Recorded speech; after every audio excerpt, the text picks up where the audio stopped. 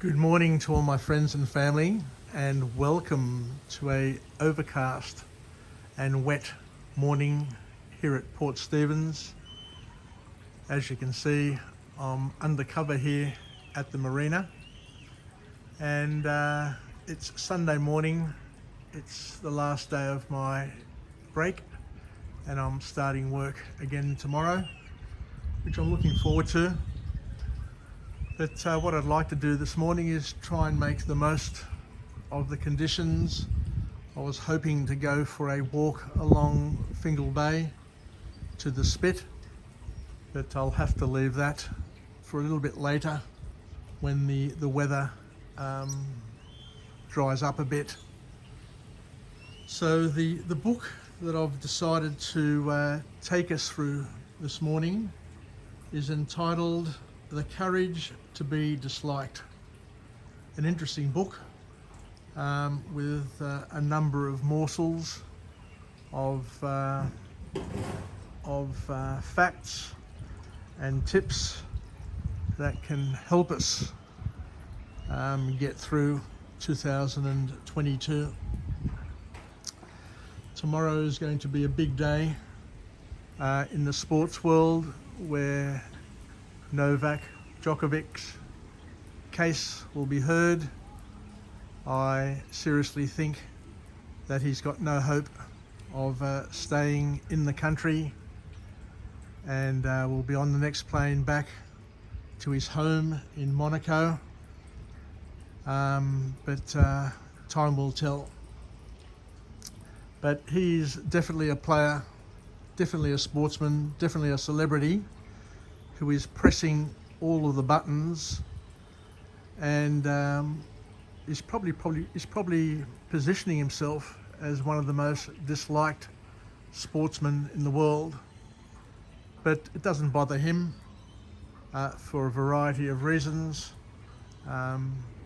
He has other things that drive him, but hopefully by going through this book here, we may be in a better position to understand what makes him tick, and the fact that he doesn't care what other people think about him, but he just does whatever he has to do, even if it may be suggesting that he has COVID, that he contracted COVID on the 16th of December, and that in itself provides him with an exemption to enable him to play in the Australian Open, even though there are photographs that he has posted onto his social media page showing him receiving an award on the 17th, the day after, where he's unmasked in a enclosed environment,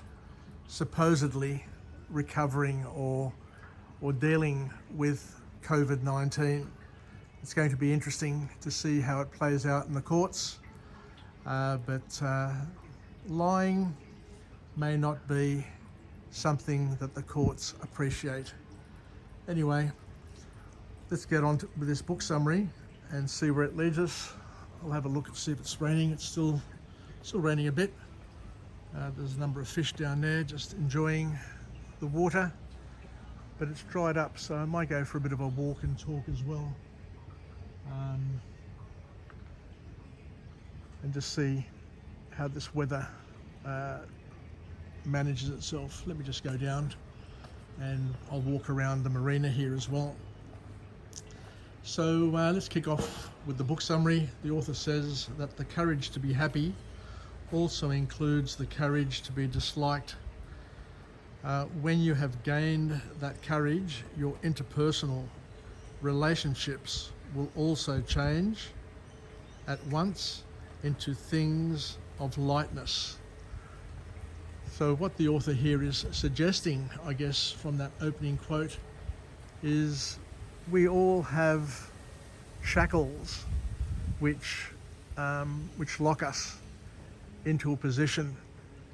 Many of us growing up had a need to be approved, and that in itself kept us coming back time and time again.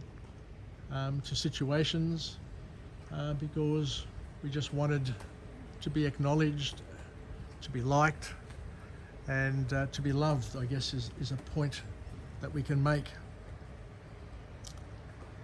So the author then goes on to say that these shackles that hold many people and imprison a number of people can be broken. And the author says that everything except the truth is a theory. Everything that we think, everything that we see, everything that we believe is just a theory that is waiting to be proven or disproven. So we all have the freedom of choice and are welcomed to push things to the limit, to see if the theories, see if the ideas or the beliefs that we have are actually true or a figment of our imagination. So the first formal point to come out of this book from this author is a powerful one. It's a profound one, where the author reminds us that our future is not dependent on our past. What has happened in the past does not determine our future in any way, shape or form. So we shouldn't be locked into any beliefs that what we've done in the past or what has limited us in the past will continue to influence our future. So the basis of this discussion that the author brings up and the points that they make is based on the things that Freud mused many years ago, where he says, and Freud often focused on the concept of self-image and childhood trauma being the things that adults spent most of their adult lives fighting, trying to unravel and trying to overcome. And it's this idea that our past limited our future because of the trauma, because of the pain, because of the suffering people had experienced over the years and throughout their lives. But the author of this book, Adler, does not subscribe to these Freudian beliefs. And the author basically tells us that those shackles that Freud often talks about, those shackles of childhood trauma and everything that's happened in our past, do not really apply to our future if we choose for them not to apply. It's an important point. So it's all about deciding the things that you're going to believe, look closely at the things that could potentially limit you and decide whether or not those things serve you or do not serve you. Of course, if they serve you, you continue to do them, you continue to use them. But if they don't serve you, then you just piss them off, get rid of them, is the simple sort of answer coming from this author. So we go on to say that it is quite true, though, that at a young age we do, however, develop a style early in life. And it's a simple sort of style. The style is either we are optimists or we are pessimists. So that's a style that people adopt and adapt early on in their life, according to the author. So that's something that I guess influences our worldview from the very, very beginning. I know myself, I'm an eternal optimist. My uncle Arthur Papadopoulos once said when I was young, he says, "James, you are such an optimist that if at Christmas I gave you a box, a big box full of horse manure, you would open it up and you'd be digging through the manure saying, there's got to be a pony here somewhere," which I still remember and I laugh when I think about it. But from a very young age, according to the author of this book here, you can develop a style as a child, and that style can stay with you for the entirety of your life. But we can change our past, we can change our style, we can change our beliefs, and it can all happen in a heartbeat if we choose to. And the proviso is that we need to be able to decide ourselves what we want, and regardless of what's happened in the past, regardless of the childhood traumas, regardless of the pain, the suffering, the issues, and all of the excuses, the author says that you too can change your life, and you can change it in a moment. So the second formal point to come from this book is where the author says that hating yourself is usually a way of shifting or shutting out others, and that there are two types of flaws. We have objective ones and subjective ones. Two types of flows, should I say, not flaws, but there are two types of ways you can look at yourself, and there are objective ways and subjective ways. But the author here seems to suggest that it's only the objective ones that are worth focusing on. The way you see yourself, it's better to do it from a objective perspective rather than from a subjective perspective, because anything that is subjective is prone to being flawed. I guess is the key point to come from this author. We need to doubt our subjective views, because in many ways they are not real, in many ways they are irrational. They're irrational fears. So the rain's coming back, so I'll head around back to where I came from just to get under cover and stay dry. So it's an important point here from the author. The author here is basically saying is that the way you see yourself, the way you treat yourself, the way you judge yourself can be objectively. So it's a way that other people can, I guess, acknowledge and say, yes, this is who you are. Or it could be your own personal view of yourself, which could be flawed depending on whether or not you have a positive self-image or a negative self-image. You are a pessimist, you are an optimist. So I guess the message from the author is to not to put too much trust in the way you see yourself subjectively, because that could be open and influenced by your style and by things that happened in your youth, in your childhood, which may not be relevant, may not be valid, may not be true or real. So a powerful point to help people understand themselves a little bit better without being overly critical.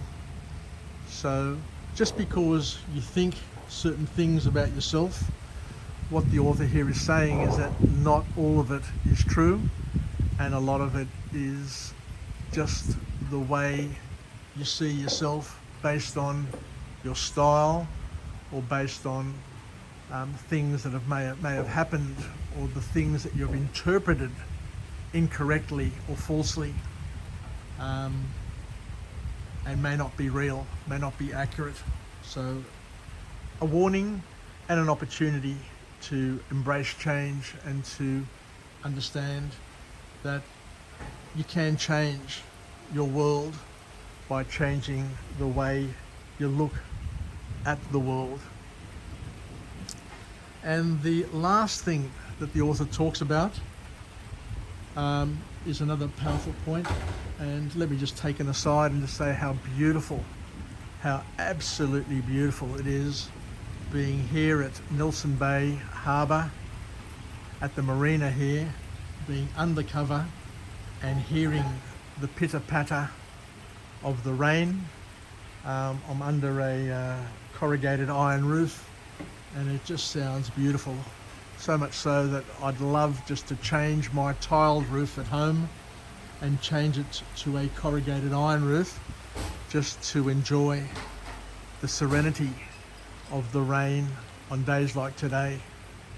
You know, it is beautiful in its own way, as you can see. So the last point to come out of this book summary today is that a competitive mindset can actually destroy your mental health.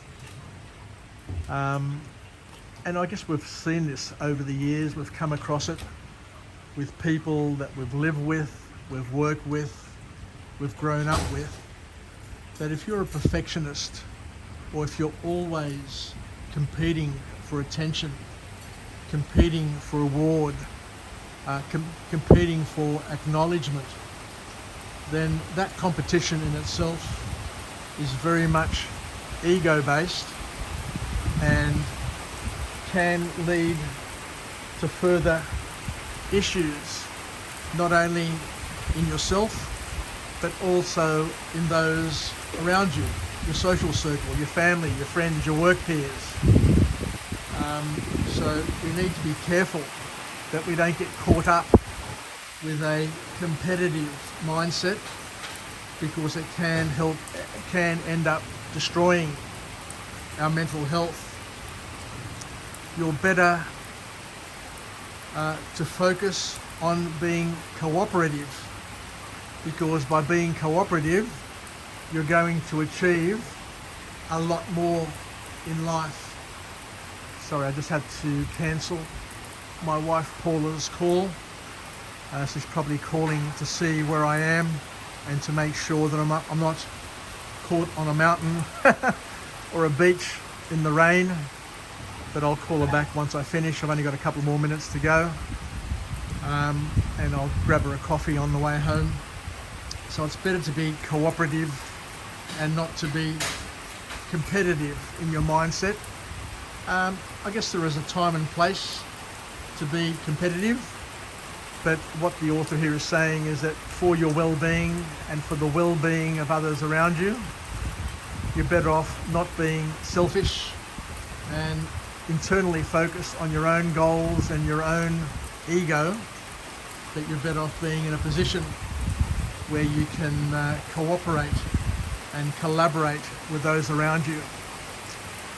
A lot of the anti-vaxxers and freedom wankers that we come across are people who are very selfish in their worldview and very competitive in their mindsets, and have no concept whatsoever of being collaborative, cooperative, and working to a common goal.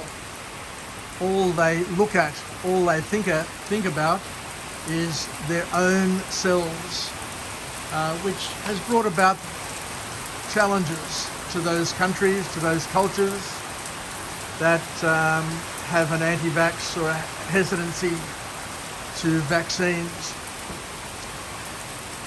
But as we're saying here, a lot of them don't care, and as we know, people who are selfish, only care about themselves, and the last thing they worry about is the welfare of others around them.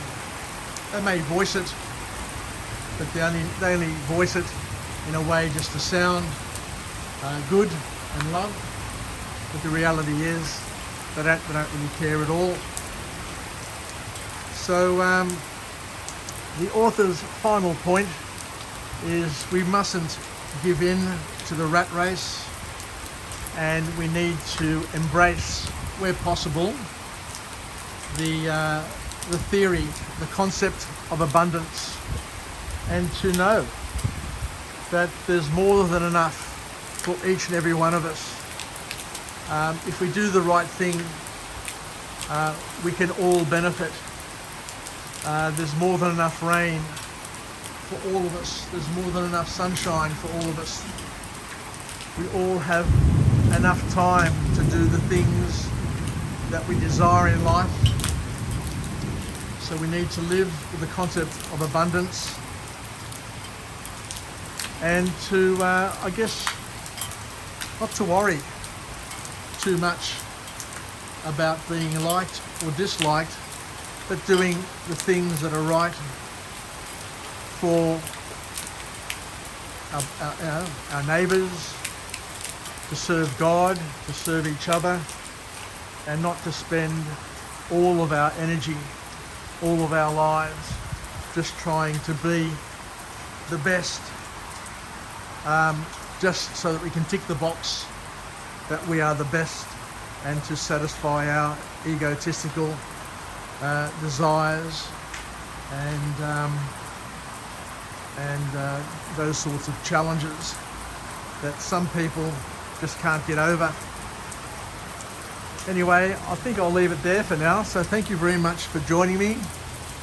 There's a beautiful, beautiful tree here, which is in full blossom, full bloom. The magnolia tree with those massive white magnolia flowers.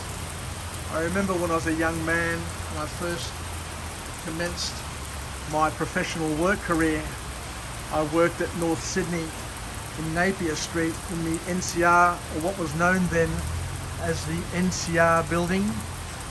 And I remember I was working on the 19th floor, and I'd look out the window and look down on a magnificent, massive magnolia tree.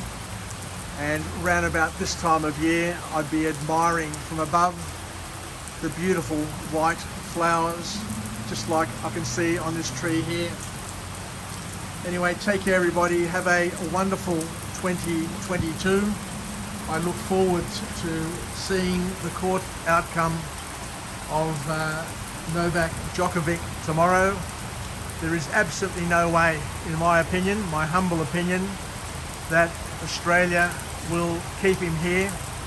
He will be put on the next plane and sent back to his home, and I guess shown for what he is. And I feel sorry for Djokovic, because it really looks like he is a product of a bullying father, a father who may have terrorized his son throughout the years. We know that tennis parents can be overwhelming and be quite dominating in how they bring up their children, with the thought patterns, the messaging, and the threats that go with it. But hopefully tomorrow will be a good lesson to all of those anti-vaxxers throughout the world, that there are places, there are countries, there are sovereignties that have a higher standard of belief and behaviour, and expect their guests to honour and to abide by the rules of the nation. Take care everybody. Yasas on this very, very wet day. Actually, I'm very, very lucky that it started sprinkling before I got out of the car and started my beach walk. Otherwise I would have been caught out in this massive shower this morning. But take care, and there's a bit of lightning and thunder bellowing as well. Take care.